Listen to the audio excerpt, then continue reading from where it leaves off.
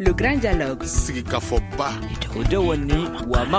Le grand dialogue, l'émission des débats du studio Tamani sur votre radio. Le grand dialogue. L'accès à l'eau, est-ce une réalité pour la population de Gao? Le grand dialogue délocalisé à la radio Nata de Gao pose le débat sur la question et nos invités sont Idrissa Alouseini, directeur régional de la Somagep à Gao, Yacouba Maïga, deuxième adjoint au maire de Gao, et Imirana Sissé de la société civile de Gao et Madame Fatal Moudou Traoré, membre de la CAFO au niveau de Gao. Je suis Mohamedou Touré, chers invités, auditeurs et téléspectateurs de Studio Tamani. Bonsoir et bienvenue. Le grand dialogue.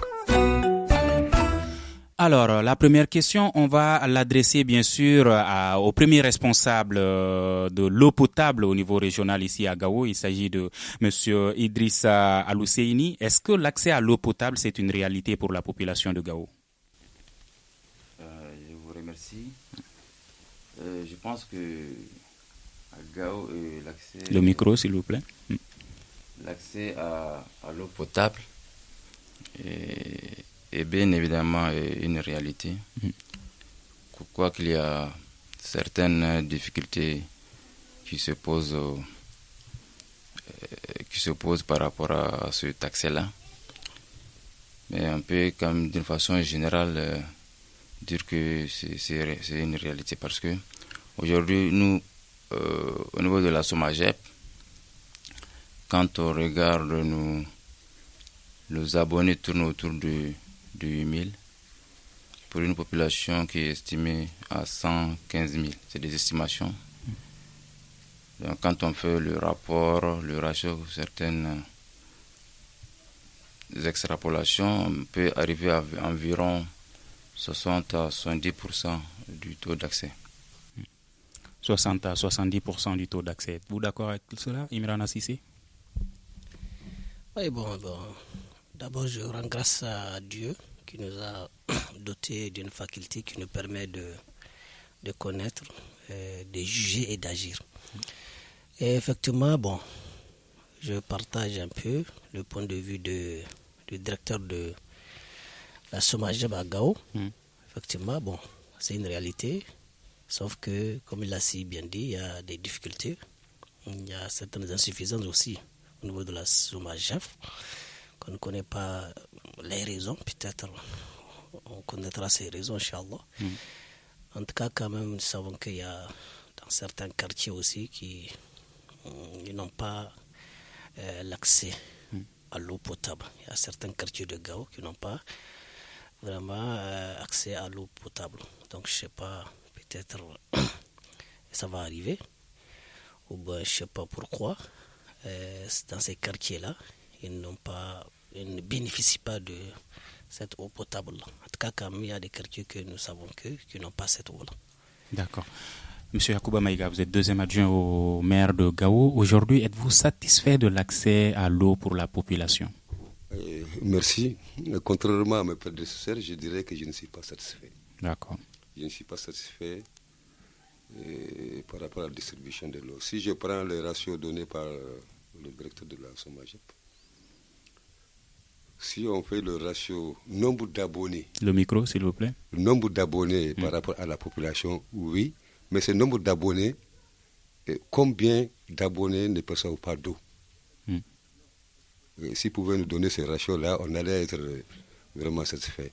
Parce que beaucoup d'abonnés ne perçoivent pas de l'eau.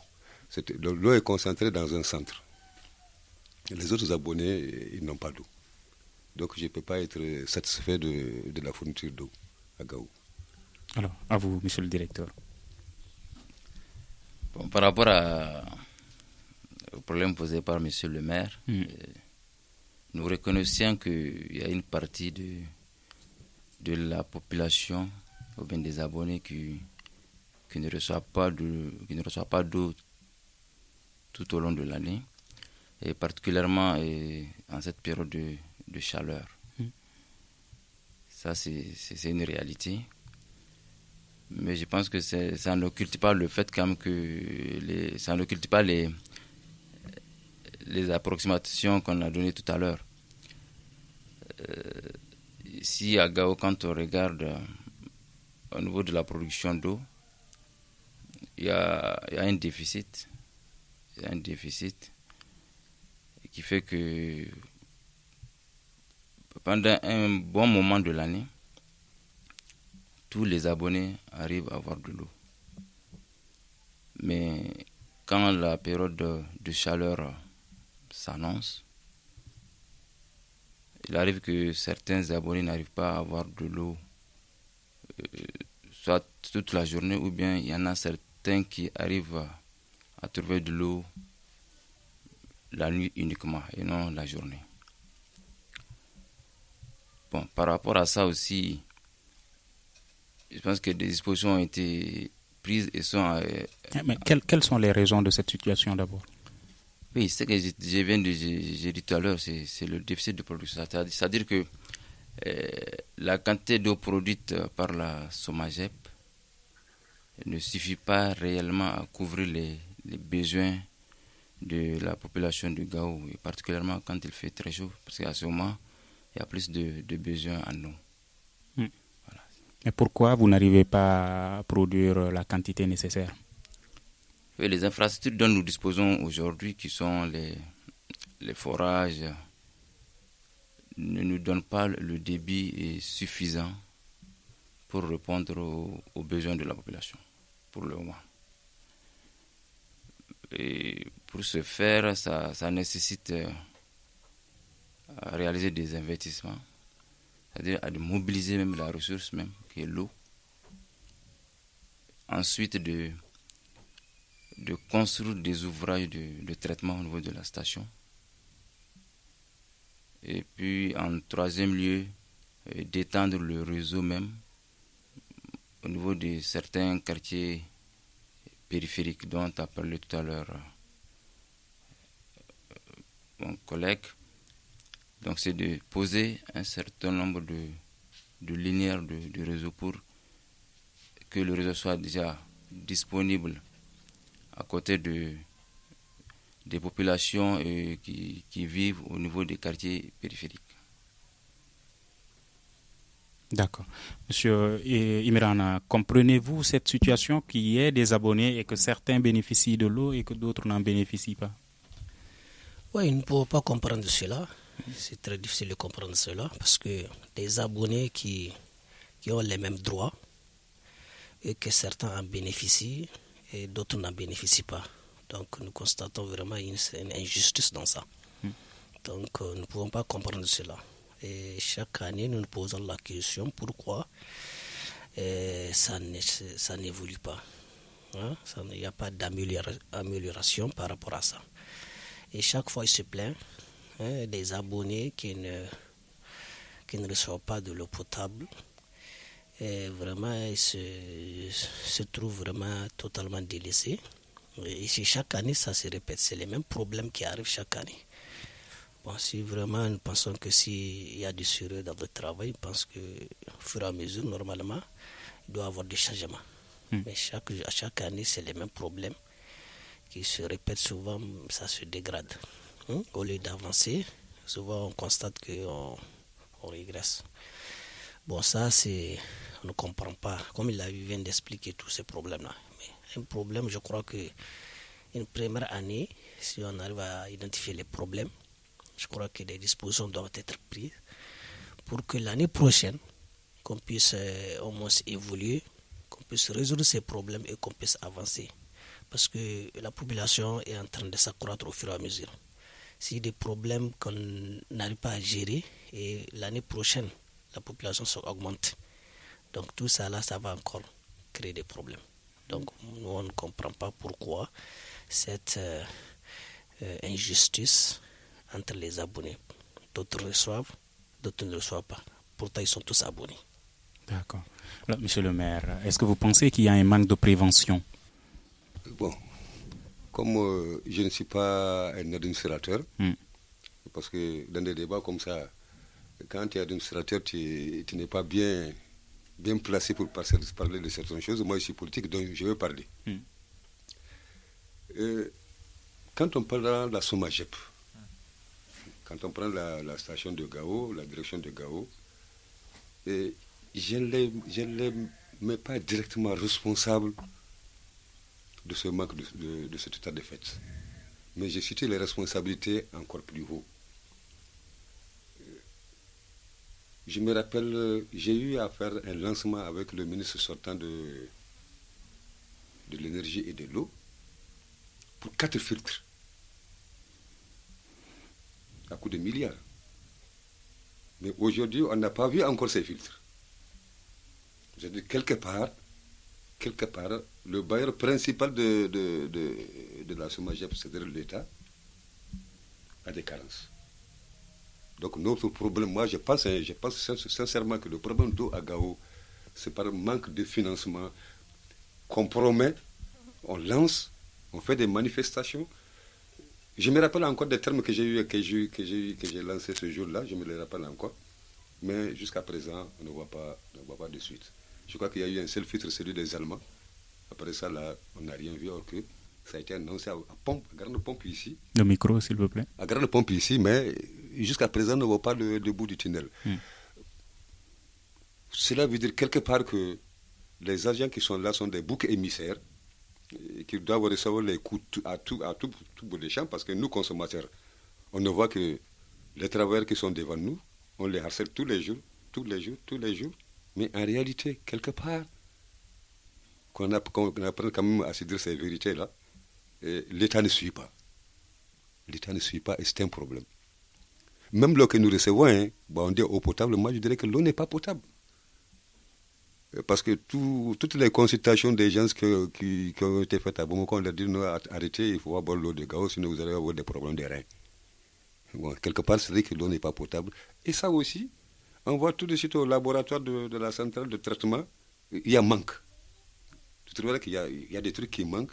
La fourniture des produits, c'est pas régulier. Les entrants, c'est pas régulier.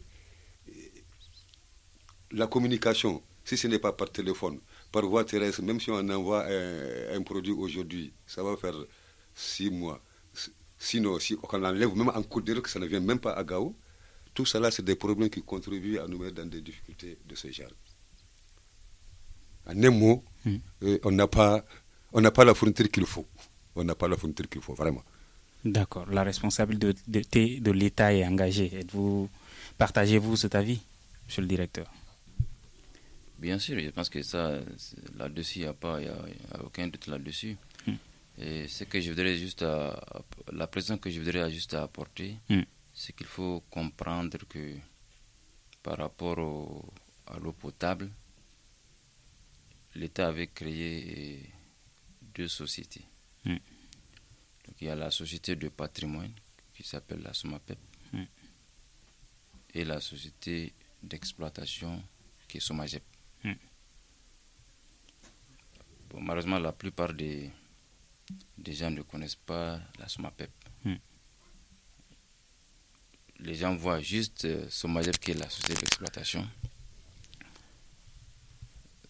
Alors que quand on parle par exemple d'investissement, ça relève de la SOMAPEP. Des compétences de la SOMAPEP.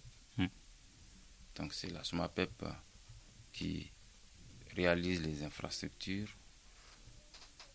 et la SOMAGEP, elle exploite, elle s'occupe aussi de l'entretien. Par rapport à ce que Monsieur le maire a dit, par rapport au projet dont il a évoqué tout à l'heure, je pense que ce n'est pas qu'il n'y a rien jusqu'à aujourd'hui. Ce qu'il faut comprendre, c'est un projet qui a été initié par la même SOMAPEP dont on a parlé et qui est financé d'un côté par l'État malien et de l'autre par la Banque mondiale.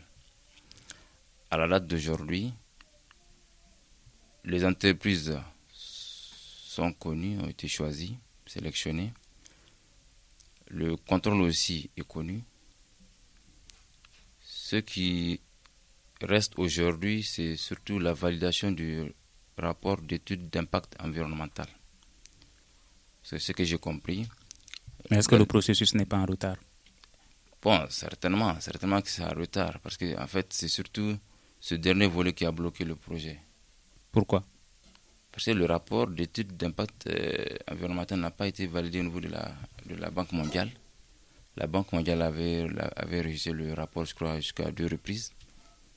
Donc, pour quelle raison? Bon, ça, moi, je ne saurais le dire. Je ne connais pas les détails.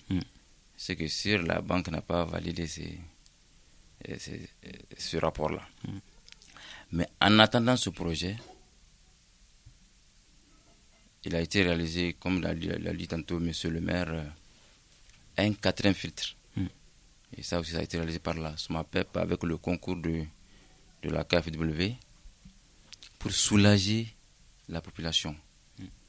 Parce que comme je l'ai dit tout à l'heure, les grands projets ont besoin de préparation.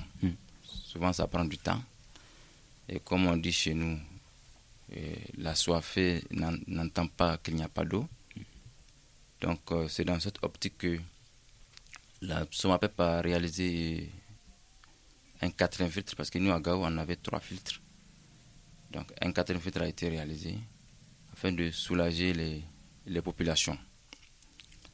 Et à notre niveau, au niveau de la SOMAGEP, nous avons entrepris aussi des travaux de maintenance au niveau de nos forages en vue d'augmenter la quantité d'eau produite. Et ça, je pense que ça a eu pour effet, au niveau du château, par exemple, quand on regarde cette année, je précise d'abord que le 4e filtre a été mis en service le mois de septembre dernier, septembre 2018. Et par la grâce de Dieu, on a vu les résultats ici à Gao. Cette année, le château d'eau a déversé plusieurs fois. C'est-à-dire que le château d'eau était rempli jusqu'à déverser plusieurs fois. C'est pas une fois, c'est pas 2 fois, c'est pas 3 fois. C'est plusieurs fois que le château d'eau a débordé. Et ça, c'est un phénomène que les gens n'ont pas vécu ici à Gao. Ça fait, en tout cas, banalement plus de 5 ans que les gens n'ont pas vécu ce phénomène de débordement du château, parce que ça arrivait dans le temps. Mais le fait que cette année qui s'est revenue, ça fait déjà plusieurs années que les gens n'ont pas vu ce château d'eau déborder. Et quand le château d'eau déborde, ça veut dire tout simplement que tous les abonnés ont eu de l'eau. Parce que le château d'eau, c'est la réserve. C'est après avoir servi tous les abonnés que le reste de l'eau retourne au château en réserve. Parce que ça, on l'a constaté plusieurs fois ici. Et aujourd'hui, à la date même d'aujourd'hui, quand on regarde, il y a beaucoup d'abonnés qui, à la même période de l'année passée, n'avaient pas d'eau. Mais aujourd'hui, par la grâce de Dieu, et grâce à ces actions qui ont de l'eau jusqu'à aujourd'hui, qui continuent à avoir de l'eau. D'accord.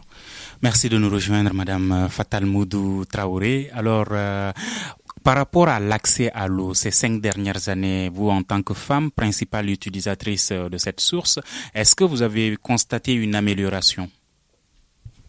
Bonjour tout le monde. Je me présente d'abord. Vous avez Madame Mega Fatal Moudou Traoré de la CAF. Donc, je vous remercie beaucoup.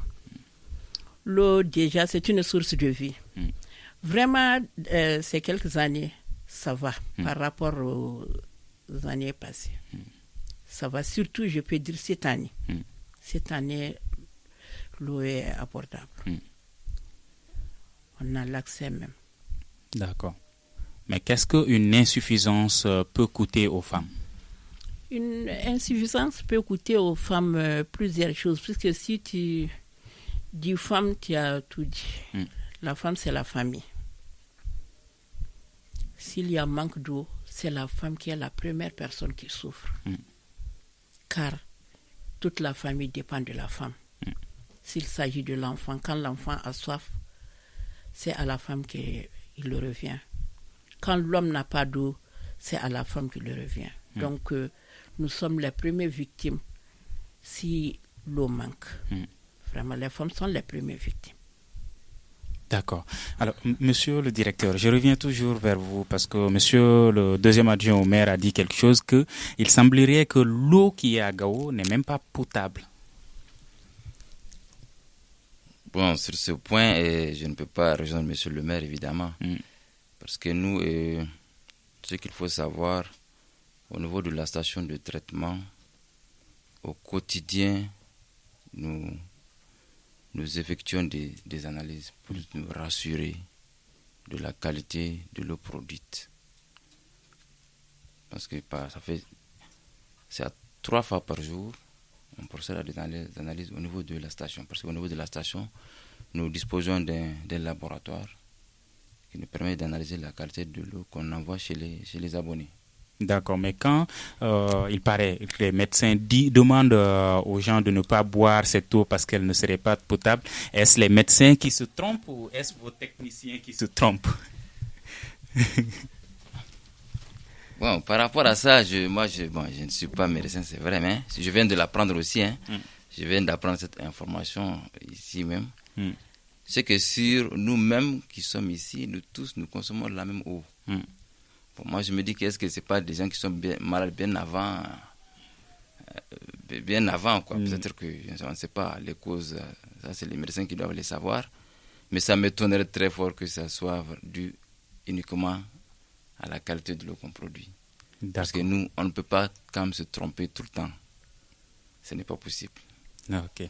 Alors, M. Imran Sissé, aujourd'hui, par rapport à l'accès à l'eau, quelles sont les améliorations auxquelles la société civile s'attend?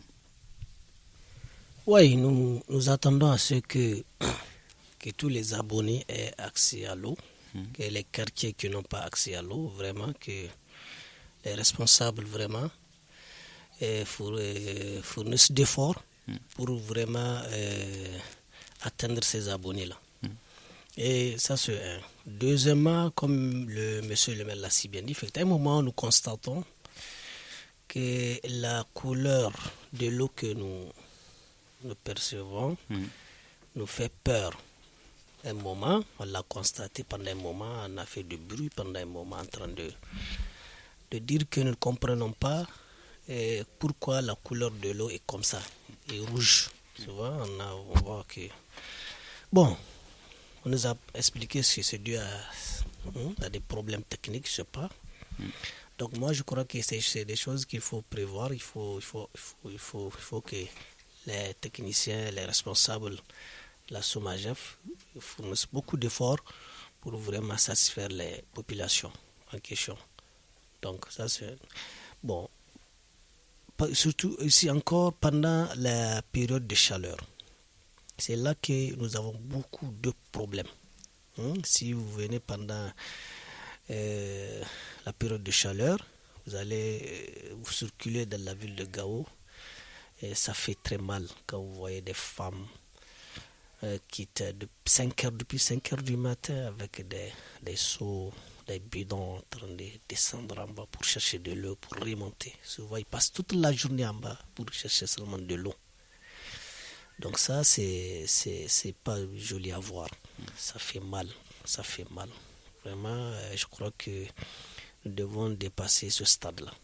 Nous devons dépasser ce stade. Il faut que les responsables fournissent beaucoup d'efforts, qu'ils prennent leurs responsabilités et que vraiment ce que nous, les abonnés, ce qu'on peut apporter comme contribution, que les informent, qu'on puisse sensibiliser les populations pour accompagner les responsables qui sont en question de l'eau, puissent vraiment subvenir à leurs besoins.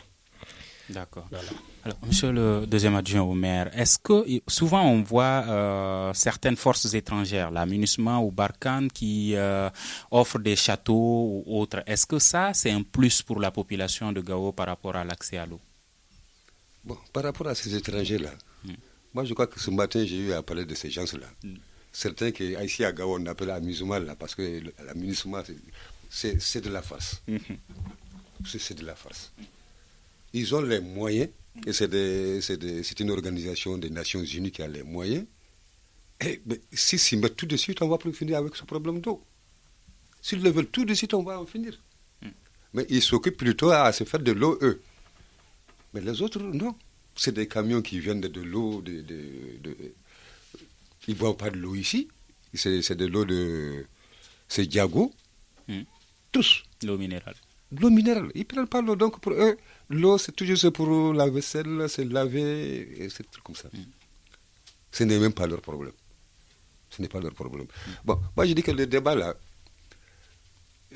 c'est un peu chose parce que il y a deux sociétés, comme le directeur vient de le dire. Le distributeur, l'exploitant, qui n'exploite que ce qu'il a, et celui qui doit faire les installations pour lui permettre de bien exploiter. Qui n'est pas devant moi pour que je lui dise vraiment. Voilà. C'est ça que j'ai dit. Bon, celui qui est devant nous là, c'est lui qu'on frappe. C'est la Somajep qui est devant nous, c'est lui qu'on frappe. J'ai dit, moi je ne peux pas comprendre qu'on déplace un ministre de Bamako pour venir à Gao, que la Banque mondiale soit là, qu'on lance les travaux de filtres, et que 2 ans après on dit que ces trucs-là ne sont même pas encore ficelés. Quelque part, vraiment, c'est se moquer des gens. Moi, je ne peux pas comprendre ça. Un ministre d'État, c'est l'État qu'on déplace pour dire qu'on va faire ça. La Banque mondiale vient, on va vous faire ça. L'entrepreneur est là, non, on va faire ça. 2 ans après, on dit que non, parce que ce n'est pas encore les études techniques, mais quelque part, c'est se moquer des gens. Soyons un peu sérieux dans ce pays-là. Soyons un peu sérieux. On peut le faire, on va le faire. On ne peut pas le faire. Faites comprendre aux gens qu'on n'a pas les moyens aujourd'hui pour le faire. Patientez. Le jour où on aura les moyens, on va le faire. Ça se comprend. Mais duper les gens, je dis que ce n'est pas sérieux. Moi, j'étais au lancement. Je dis que c'était le lancement. J'étais au lancement. Et 2 ans après, bon... Nous, on n'a rien fait. C'était parlé comme dans le vide. Dans le vide. Bon, la société de patrimoine de l'eau, là, il faut qu'ils changent. Ils ne sont pas devant moi, mais j'espère qu'ils vont m'écouter. Il faut qu'ils changent. Gao ne peut plus partir sous des forages. Gao ne peut plus partir sous des forages. Il faut faire comme Bamako, prendre l'eau dans le fleuve Niger et le traiter et le donner aux consommateurs. Les forages, ça ne va jamais nous suffire. Justement, quelles sont les sources d'eau à Gao? Les sources d'eau que nous exploitons à Gao sont constituées essentiellement de forages. Aujourd'hui, nous exploitons 14 forages plus un puits à grand diamètre. Mais comme l'a dit M. le maire, aujourd'hui, vu le développement de la ville de Gao, c'est vraiment difficile et coûteux même de pouvoir approvisionner la ville de Gao, la population de Gao à travers ces forages-là. Mais vous allez me permettre de revenir un peu en arrière par rapport à la qualité de l'eau dont on a parlé tout à l'heure.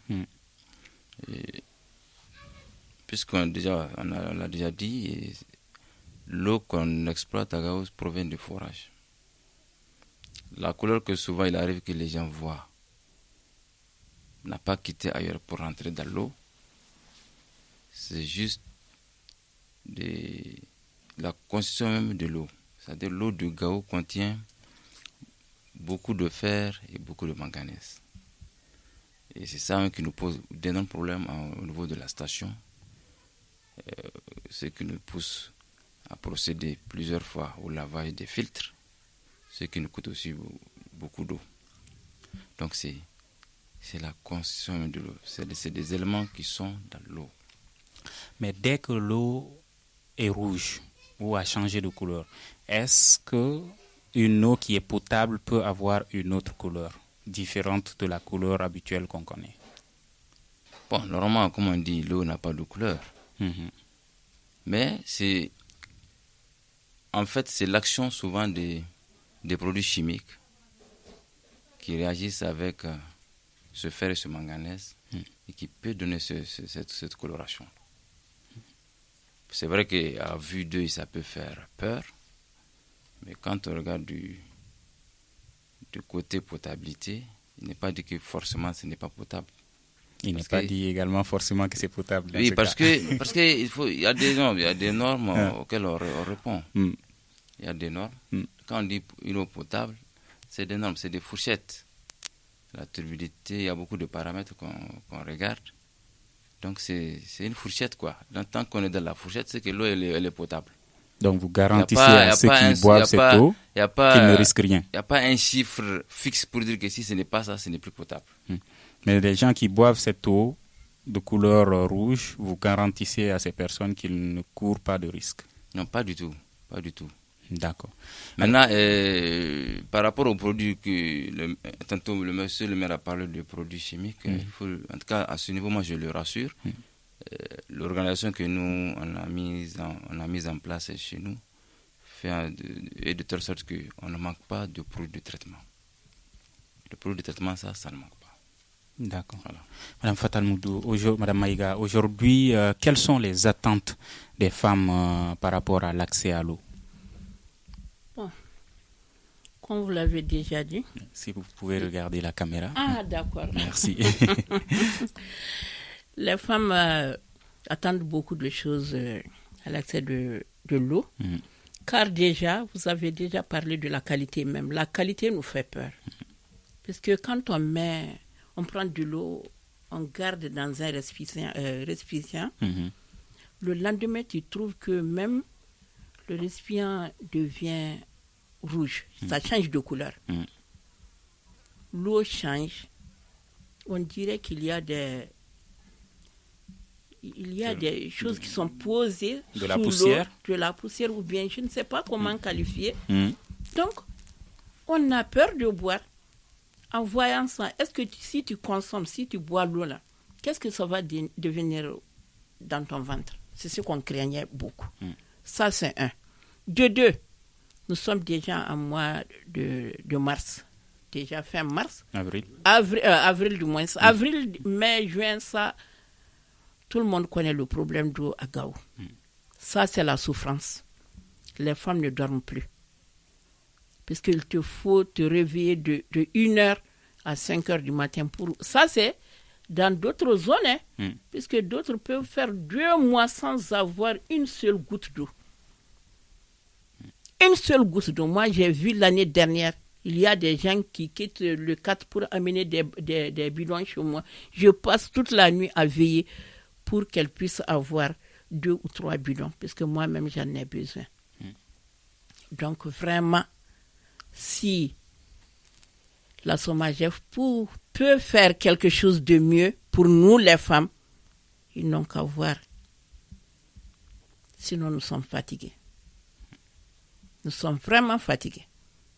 Si il y a une femme qui prend ses habits, quittant le 4 pour aller jusqu'au grand fleuve faire le linge, puisque tu n'as même pas d'eau à boire, à plus forte raison, faire le linge. Il faut voir ce que ça fait. Tu peux passer toute la journée sans revenir chez toi. À plus forte raison, préparer. Moi, j'ai vu des familles l'année dernière qui peuvent faire 2 ou 3 jours sans préparer, par manque d'eau. Donc, vraiment, Gao est très grand. Comme on l'a dit, l'aménagement est là, Barkhane est là, mais rien à faire. Donc, on compte beaucoup sur la SOMAGEP, s'ils peuvent nous aider à finir ce fléau. Vraiment, maintenant, on a des cauchemars. C'est l'heure comme ça. Ça, c'est le moment des cauchemars. Les femmes ne dorment plus. Alors, monsieur le directeur, aujourd'hui, une des solutions ne serait-ce pas l'exploitation des eaux du fleuve Niger? Est-ce que ça, c'est envisagé à votre niveau? Bien sûr, quand on regarde les projets qui ont été initiés par la SOMAGEP pour la ville de Gao, se compose de 2 volets. C'est du premier volet qu'on a parlé tout à l'heure, le volet du Banque mondiale, dont le maire parlait tout à l'heure du lancement, mais je précise que c'était l'année passée, ça ne vaut pas 2 ans d'abord, c'était juste l'année passée. Donc ça, c'est le premier volet, ça c'est toujours à partir des eaux souterraines. Maintenant, le deuxième volet, et c'est ce qui, là, ce serait normalement à partir des eaux du fleuve Niger. Donc, à partir de l'eau du fleuve Niger. Donc les études n'ont même pas commencé par rapport à ça. Bon, ça, je ne saurais le dire aujourd'hui. Je ne suis pas... je ne travaille pas à la SMAPEP directement. C'est vrai que je les représente d'une certaine façon ici. Mais tout ce que je sais, pour le moment, nous, aujourd'hui, si ce projet que nous, on appelle Banque mondiale, arrive à être exécuté, normalement, ça doit mettre fin aux souffrances des populations de Gao, aux souffrances actuelles. Comme l'a demandé tout à l'heure, madame, c'est juste une question de temps, comme je l'ai dit tout à l'heure. Sinon, c'est un projet quand même qui touche et les forages, par exemple. C'est un projet qui prévoit de réhabiliter même les forages. De réhabiliter les forages, d'étendre la station de traitement, donc en construisant des ouvrages de traitement, notamment les filtres à sable, et qui prévoit aussi une extension du réseau sur plus de 35 km, avec des branchements particuliers de 2000, au nombre de 2000 branchements particuliers, et 50 bornes fontaines. Donc voici, aujourd'hui déjà ce projet arrive à être réalisé, c'est que sur les femmes là, dont tu as parlé madame tout à l'heure, là, n'auront plus à se réveiller depuis 1h ou bien 2h du matin pour aller chercher de l'eau. D'accord. On a parlé de vous. Parlons un peu des consommateurs également. Est-ce que les services de l'État, la population, payent leurs factures comme il le faut à Gao? Bon, par rapport aux factures, il faut reconnaître qu'il y a aussi des difficultés à ce niveau. Parce qu'il est temps que les gens comprennent que il faut d'abord que nous comptons sur nos propres forces. Avant, par exemple, de parler de munissement ou bien autre. Il serait judicieux de compter d'abord sur nous-mêmes. Et je pense que pour un abonné, par rapport à l'approvisionnement en eau potable, le premier acte citoyen, c'est de payer sa facture, c'est de s'acquitter de sa facture. Mais force est de reconnaître qu'il y a un grand nombre, je ne dis pas tous, mais il y a un grand nombre d'abonnés qui continuent à accumuler les factures et qui ont du mal à les payer. Et souvent, on dit, je dirais par souvent un manque de volonté. Parce que je peux quand même comprendre que l'eau qu'on consomme à longueur de journée, avec laquelle on vit d'ailleurs, parce que c'est comme on dit, l'eau c'est la vie, on ne peut pas vivre sans l'eau, on ne peut pas normalement accumuler des factures jusqu'à un certain niveau. D'accord, monsieur le maire adjoint. Aujourd'hui, est-ce que la population, est-ce que c'est normal que les consommateurs également ne payent pas leurs factures? Mais non, ce n'est pas normal. Ça, on peut même pas dire que... C'est qu'on ne peut même pas trivialiser sur ça. Je ne peux pas consommer quelque chose que je ne paye pas. C'est-à-dire qu'il faut qu'il se rappelle que la SOMAGEP, c'est un commerçant. C'est comme ce commerçant-là qui est sur le marché, qui ne vend pas du thé et du sucre, mais qui vend de l'eau. Donc, il faut payer l'eau. La chance qu'on leur donne, c'est de dire, vous consommez jusqu'en fin de mois, on vous le facture. Mais si ça devait se payer au moment de consommer, les gens allaient payer. Donc on revient à cette histoire de civisme dont on a parlé à longueur de journée, parce que c'est mon troisième cas tout de suite. Donc on ne fait parler que de citoyenneté, de citoyenneté, de citoyenneté. Il y a ce problème de citoyenneté. J'étais parmi les gens qui allaient être même frappés ici par rapport au contrat prépayé. Par rapport au contrat prépayé, quand on a essayé de mettre les contrats prépayés ici à Gao, il n'y avait aucun maire. J'étais conseiller. J'étais obligé de prendre ça bras le corps. Mais c'est tous les problèmes du monde que j'ai eu parce que pour eux, c'est les dépouiller. Et heureusement aujourd'hui que chacun a compris que ça te permet de bien gérer ta consommation. Le même problème s'est posé avec la SOMAGEP. J'étais là encore. On a un problème de civisme à Gao. D'accord. Voilà. Monsieur Imran, certains pensent également que les installations, s'abonner à l'eau au niveau de la SOMAGEP, que ça coûte cher. Et les installations coûtent cher. Oui, bon, c'est normal. C'est normal parce que, vous savez, nous sommes dans un pays où la population, la majorité de la population, c'est des gens qui sont pauvres. Hein. Ils n'ont pas les moyens pour pouvoir au moins se bénéficier de certaines conditions. Bon, et c'est les mêmes conditions. Il n'y a pas, c'est les mêmes prix. Et le pauvre, celui qui a les moyens, c'est les mêmes prix.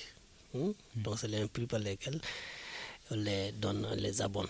Maintenant, moi je pense que, effectivement, comme il l'a si bien dit, les populations doivent contribuer, effectivement, pour qu'il y ait vraiment les conditions dont ils ont besoin, qu'ils soient dans les conditions dont ils ont besoin.